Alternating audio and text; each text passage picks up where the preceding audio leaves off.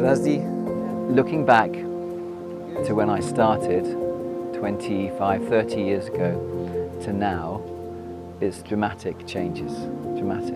In terms of size, scale, knowing who the customers are, trying to build a business that is fit to supply multinational supermarkets. It's different to a Kentish market garden, completely different. We started off with probably no more than 3 or 4 of us working through the year on 30, 35 acres. And you don't realise how it creeps up on you. Even now, we employ 1,500 people.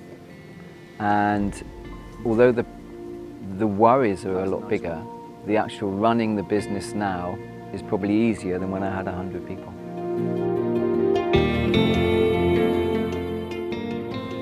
It's the casino end of farming, soft fruit.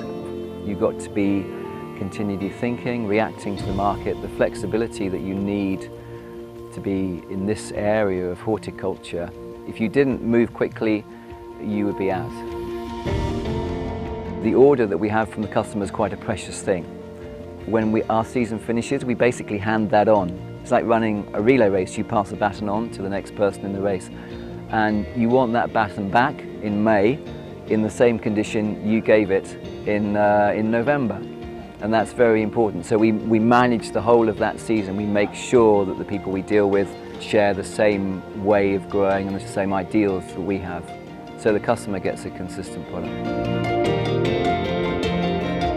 So we started looking at other ways of selling fruit. So we set up a high care facility which we call the Fruitery, which is producing pot fruit ready to eat, washed, clean, ready to go anywhere.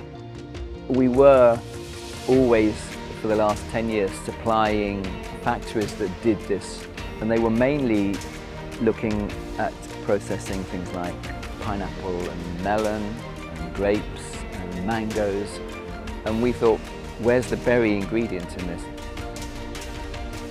By having and situating the factory right in the middle of our growing area, our timescale from harvest to preparation to getting it to the customer is very short. We beat all the competition hands down.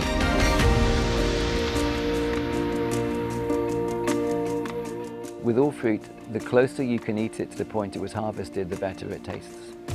And your favourite fruit? Raspberries. Raspberries and cherries, I think.